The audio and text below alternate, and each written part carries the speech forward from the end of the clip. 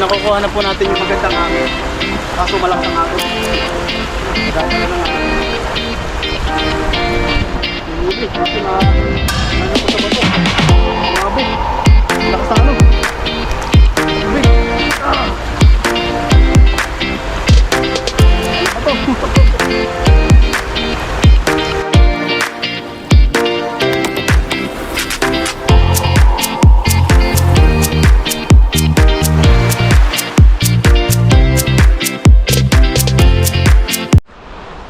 So yun po mga kapaypoy, isang mapagpalang araw po sa inyong lahat. Ayan, at andito na po tayo sa spot na binalik. Ito pong spot na to na may bahay kubo na ano, may natunog. Para pong ito yung parang may alay sila dito, nagpapaypayan kasi po may natunog dito.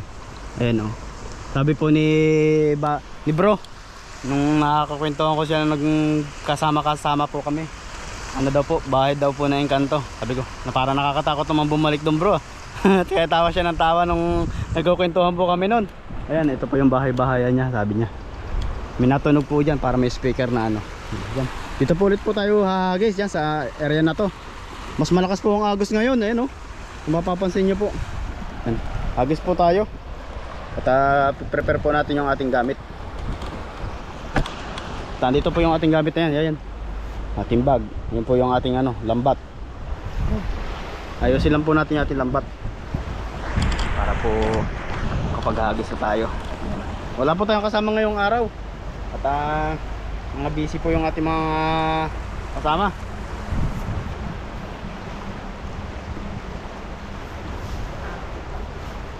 Parang may tao doon ah. Parang may tao.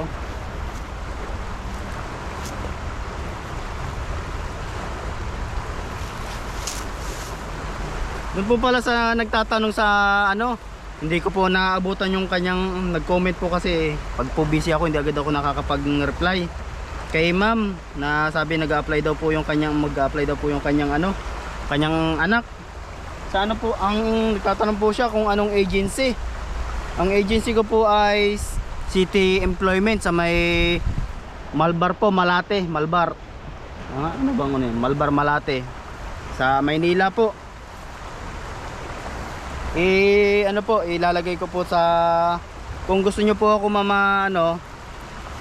para detalyado po yung ating ano, yung paghingi sa akin ng details, i-message nyo po ako sa aking Facebook account. Ayan, para po ma-message ko din po kayo o matawagan para po detalyado kung ano po yung mga kailangan, kasi po maraming requirements nila. Si City Employment po natanggap ng first timer, lalo po first timer, yan talagang gustong gusto nila. Kailangan po kumpleto ang requirements nila. Kasi po, pag hindi po kumpleto ang requirements, hindi po nila basta-basta tinatanggap. Kasi po sila mabilis magpaalis, kaya po yun ang gusto nila. Kumpleto agad ang requirements para pag nangailangan ng tao si Taiwan, kung ano man po yung company na kanya mapapasukan dito, mabilis pong makakapag-report. Yun po ang ano ni City. Si City po ay 2 beses ko nang naging ano na agency. Siya po, isa lang agency ko po kasi po nung unang alis ko papunta po dito sa Taiwan, siya din po yung aking agency. So po, tinulungan ako ng aking kaibigan na si Dudoy. Siya po tumulong sa akin pumunta dito ng Taiwan, kaya malaki pasasalamat natin kay Dudoy na nakaapak po tayo ng Taiwan. Kasi po dati ko pong kasama niya si Dudoy sa trabaho.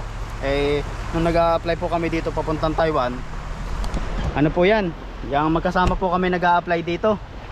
Kaya siya po naunang natawagan sa akin.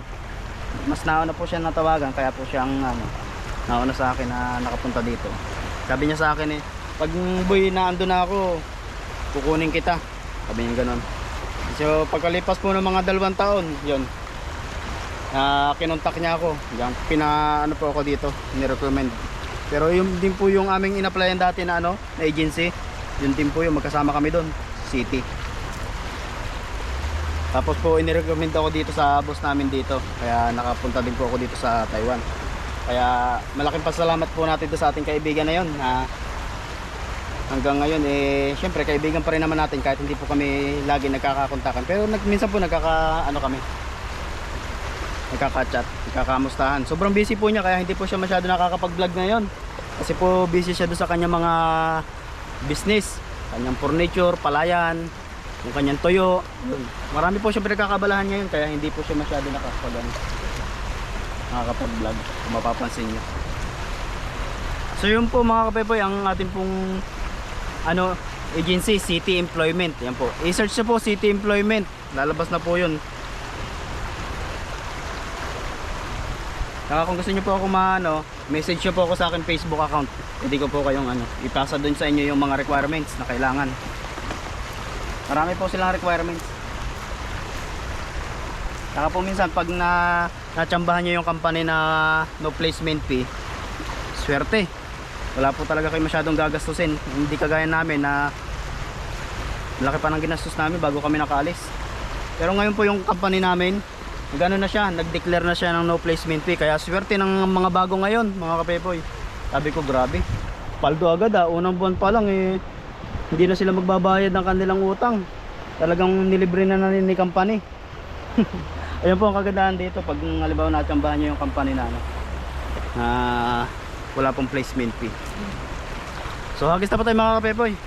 At naibigay ko na po sa inyo yung details. Sana po nakatulong sa inyo yung details na yun. Pero kung gusto nyo po mas pulido, message nyo po ako sa akin Facebook account para po ma-replyan ko kayo agad. Kasi po pag dito sa YouTube, hindi ko po agad kayo ma-replyan kasi minsan po busy ako.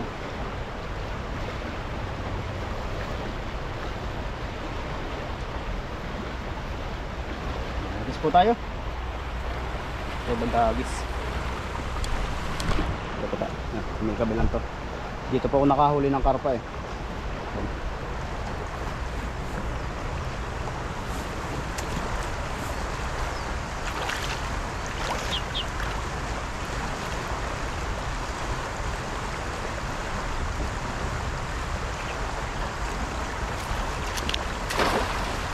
Layo ah. Natamabis nangyari. Kunin po agad dati. Kasi nadadala ng agos. Nadadala ng agos. Yun o. May huli. May huli. Yun. Tatlo malaki. Tatlo po malalaki. Ayun po. Huli natin. May tatlo tayo malalaki. Ayan. Kunti pa po. Kunti pa.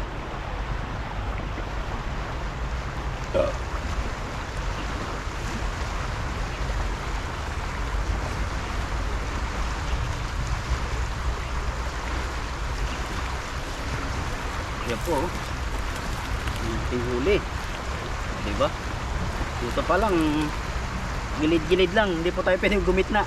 Malakas po ang agos. Delikado. Baka tayo madali ng tubig.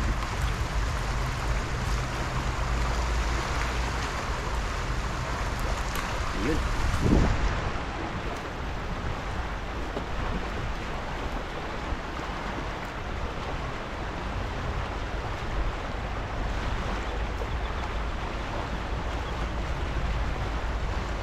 Nakatatlo na po tayo. Diba? Agis pa po ulit tayo. Ayan po, may tatlo na tayong huli. Agis pa po tayo dito banda, kabila. Para po marami tayong may uwi. Tsaka po man kung mag-a-apply po, halimbawa yung mga anak ninyo, pinsan, pamangkin, ano po, sana po matanggap sila. At maganda po kasi kung maraming agency sila mapapasahan ng resume. Ayan. Pero kung meron po magre-recommend dito, mabilis po pag-recommend. Ang bilis po ng process. Mabilis po ang process ngayon. Maganda ngayon po ang ang kalakaran. Basta po kumpleto ang requirements, may perang gagastusin. Siyempre po sa pag-apply po talaga kailangan po talaga pera. Siyempre yan po ang isa sa pinaka unang requirements talaga, kailangan may pera ka. Sige mga pepoy, agis po ulit tayo.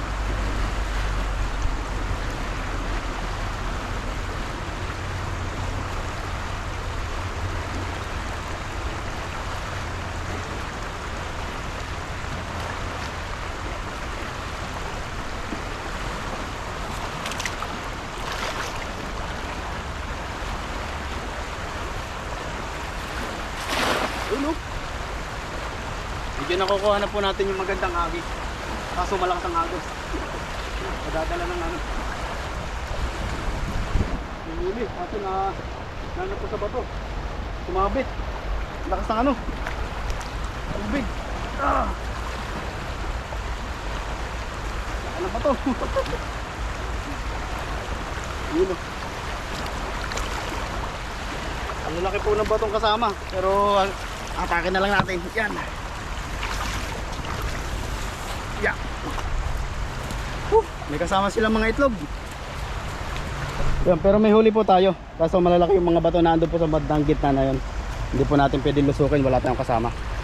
Kaya mas maigi na lang pong hatakin natin kaysa makipag sapalaran tayo sa gitna.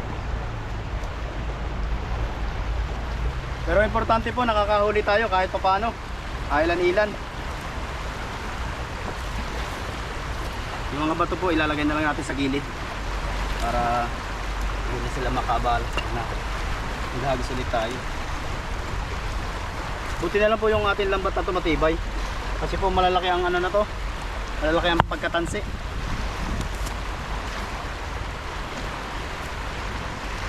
Malaki pa ang hibla.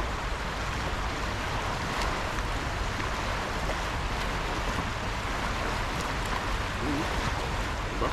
Apat na. 20 na. 4. 5. Ang lalaki pa. 6. Laki ng uso. Hindi natin makita. Sabihin na natin yung viewers. Hindi naman makita po eh. Mataas camera mo. Ayan po. Baba po natin konti. Ayan.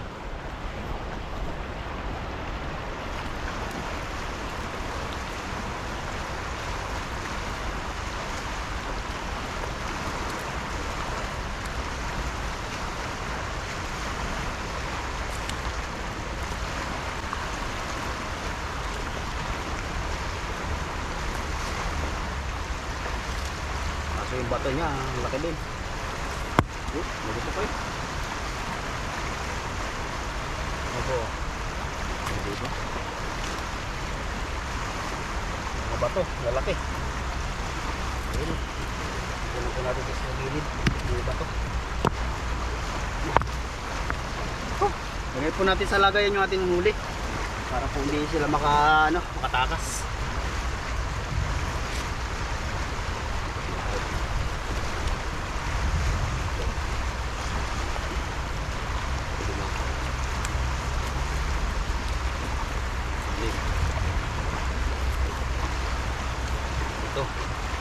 Walo. Nakawalang piraso na din po tayo. Ayan na.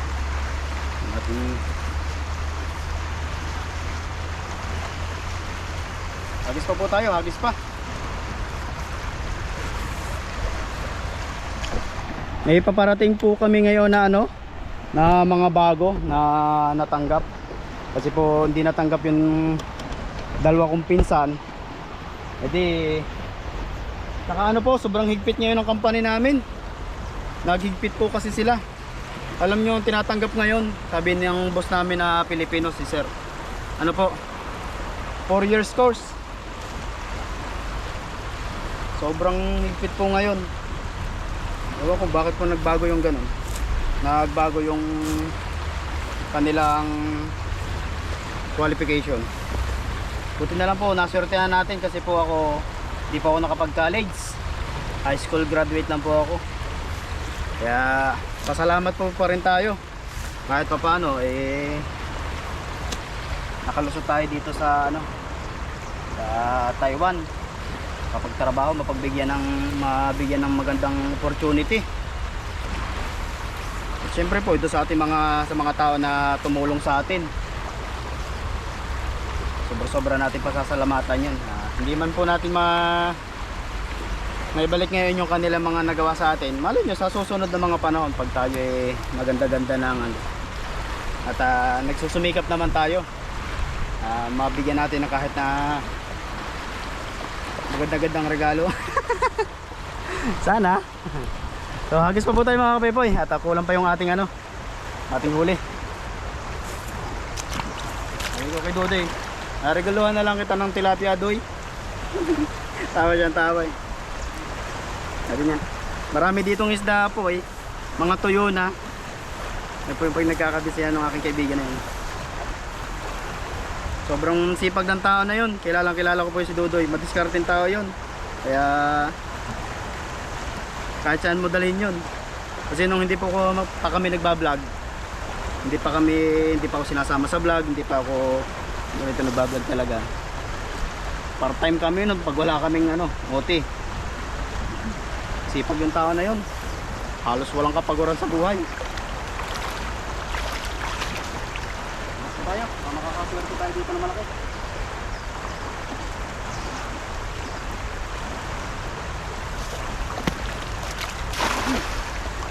Mama na.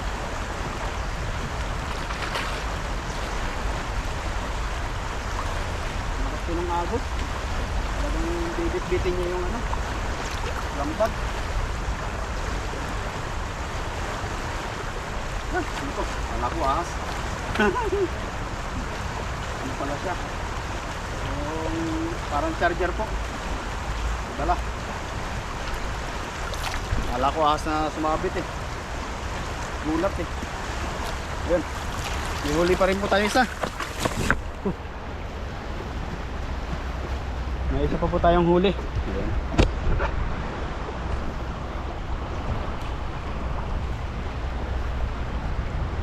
Sobrang init na po ng pagpunta natin dito.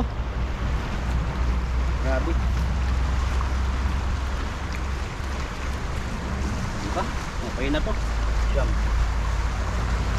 Siyam na piraso na. Malalaki. Siyam na malalaki. Yun. Diba?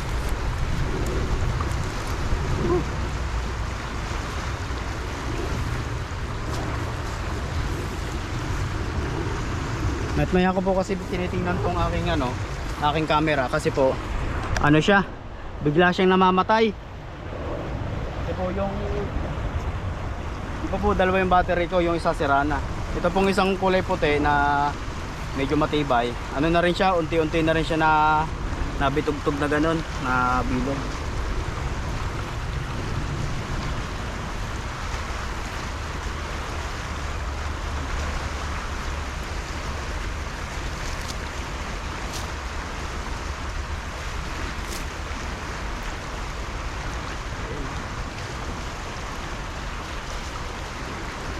Saka po pag sobrang init yung camera ko biglang namamatay yan eh.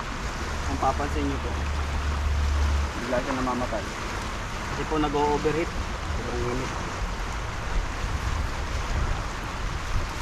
Minsan po kami nagtatawa ni na bro pag sabi niya, pag nga kami nagpipishing ni Ethan nakapayong. Pag po sobrang init ang punta nila dito sa ilog, nakapayong daw silang dalawa. Minsan pag panag-araw na po talaga, kaya po minsan may dala lagi akong payong dito sa aking bag. May dala din po akong payong dito sa bag ko. Kaya po pag sobrang init at dalawa kami ni Buddy, payong din po ako nan. Agos pa po tayo na isa pa. Last na. Mayroon man o wala, tayo po ay uuwi na at mainit na. Saglit lang po, kukuha lang tayo ng pang ulam. Ulam lang. Ito tayo agis.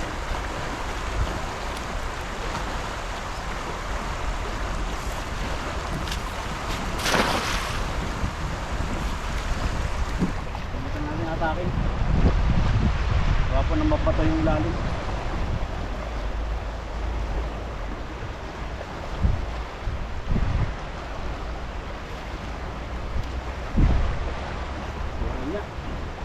Bato. Tanggalin na po natin, bato nga ang huli. Bato. Pero ayun na po natin huli.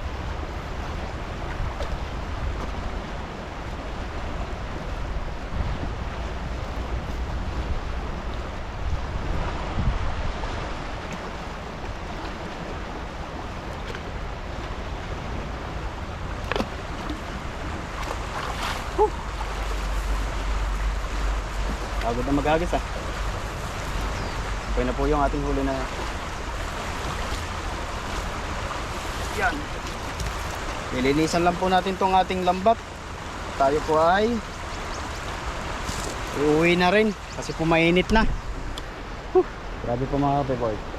Kailangan lang talaga tiyaga-tiyaga lang po pagpunta dito sa ilog kasi po dito po mainit. Tapos nag-iisa pa, masukal. Ayan. Tapos malakas ang agos ng tubig. Kaya po sabi po lagi ng ating mga manonood, doble ingat ka Pipoy kasi nag-iisa ka lang. Ayan. Maraming salamat po sa inyo mga paalala. At kahit po tayo ay nag-iisa lagi sa fishing adventure. Ayan. At nakakahuli naman po tayo kahit papano, pang ulam man lang o may pamigay sa ating mga kasama. Okay na po iyon. Tayo po ay magpapahinga na. Ayan. Tsaka po yung mga jet fighter dito lagi nagro-ronda. Ayan, mapapansin niyo po yun. Uplo. Ayan. Ang fighter jet nila dito mga F-16. F-16 ba? F-15. Ganun. So yun po mga kapepo, at tayo po yung uwi na. Sobrang init na. Maraming salamat po sa inyong pagsubaybay. Grabe po, pagod na agad ako ng sobrang init. Inom po ako ng tubig pagkatapos. So yun lang po, maraming salamat po and God bless po. Yun po yung ating huli, tayo uuwi na. Thank you very much po sa inyong lahat. At sana pagpalain tayo ng Panginoon. At mag-iingat po kayo dyan sa ibang bansa, lalo na po sa Middle East at Israel. Yan. At matindi po ang kaguluhan dyan. At lagi pong paalala, lagi to tayong mananalig at para sa ating kaligtasan. Thank you po at maraming salamat po sa lahat.